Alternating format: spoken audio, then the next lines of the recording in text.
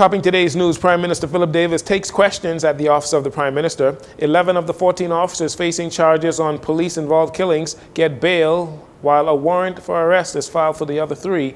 And Bahama revealing plans for a new $350 million resort at Cable Beach.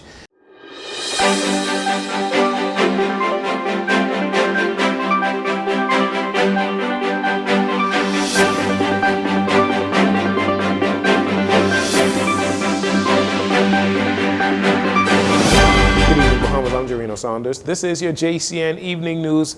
It's a pleasure to have you join us. The Bahamas Electrical Managers Union at BPL expressing grave concerns about their future at the company after the Minister of Energy, Jobeth Kobe Davis, advised its members in a letter that the voluntary transition of select staff from BPL to the Bahamas Grid Company will begin in early 2025, with a one-year window for employees to return to BPL if they wish to do so for whatever reason. The managers at BPL say there are still too many unanswered questions for them to make such an important career decision. Today, Prime Minister Philip Davis said he is sort of disheartened that employees at BPL are still hesitant to accept the coming changes to improve the company, BPL. It is rather disappointing that we continue to hear these sort of concerns when both unions' executives have been assured by me in meetings before that they need not be concerned about their workers, as we intend to ensure that we live up to our industrial agreement, that workers are, their job is secure, and there'll be no change in their arrangements. They will have a choice to go to the special purpose vehicle or remain at BPL.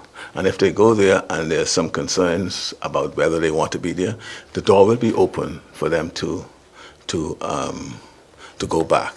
Those details, I know that the minister has agreed to have what I call a transitional team that will meet with the unions and address any of those issues. But they are assured that they need not be concerned about their job security or whether or not the provisions agreed upon in the industrial agreements will be complied with. BPL's managerial union president Christopher Hanna reportedly said that after reading the letter, he and his members are more confused and uncertain than before. The Prime Minister said the deal between Pike Corporation and the Bahamas government should be finalized sometime next week. Then the details will be made public. On August 13th, the Bahamas Constitution Party, led by Ali McIntosh, filed for an emergency injunction in the Supreme Court to halt the government's deal between Bahamas Power and Light and Pike Corporation. The injunction had as the defendants Prime Minister Philip Davis, Attorney General Ryan Pinder, and Minister of Transport and Energy, Jobeth Kobe Davis. However, since the court filing and receiving a case number, the BCP leader says it appears that the Supreme Court is stalling the case. Today, Prime Minister Philip Davis was asked if he had any concerns regarding the injunction stalling the deal.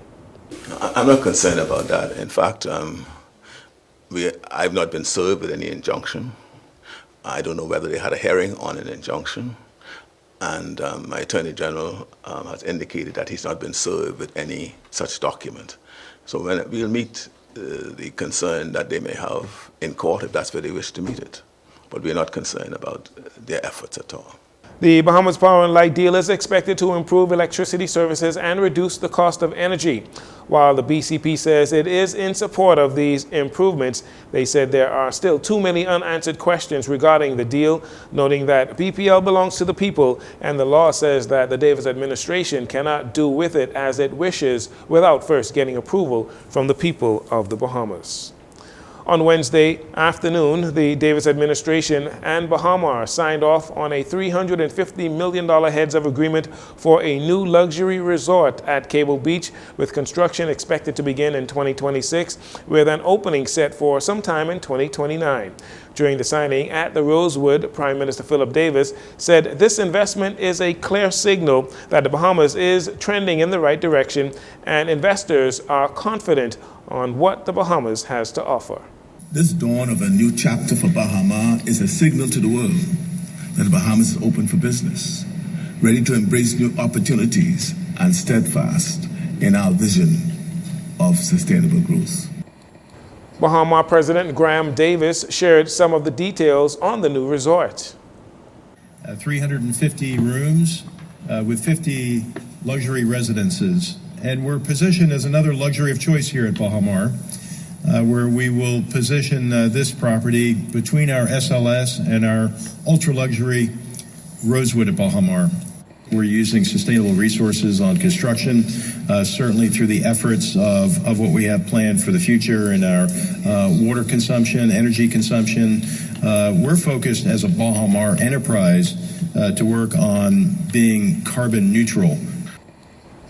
Chester Cooper, the Minister for Tourism, Investments and Aviation, is happy that Bahamar is answering the call to create much-needed room inventory here in the Bahamas.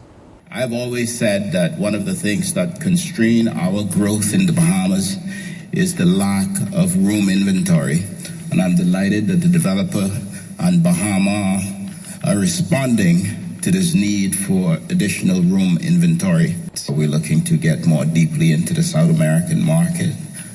We're in discussions actively with a few of the major airlines that service that area. And we're also in active discussions with airlines out of the Middle East. The resort that will be built on the site of the old Malia Hotel is expected to generate approximately 900 jobs during the construction and its opening phase.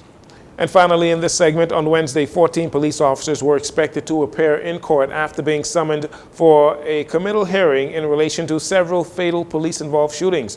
Well, on Wednesday, Coroner Cara Turnquest DeVoe granted bail to 11 police officers that appeared. The officers were all found guilty in the coroner's court of homicide by manslaughter, as jurors ruled that they unlawfully killed suspects during police-involved shootings. The officers will return to court on September 25th to learn whether their matters will proceed to the Supreme Court on the order of the Director of Public Prosecutions, as the ruling in the coroner's court does not determine criminal or civil liability. The three officers that did not appear in court on Wednesday include Constable Shando King, Constable Samuel Ferguson, and Officer 3139 DeVoe. On Wednesday, outside the House of Assembly, Minister of National Security Wayne Munro revealed that several police officers have asked to be removed from the frontline duty as a result of the inquest into the police-involved shootings. You're listening to JCN News. We'll take a break here. We'll be right back after these commercials.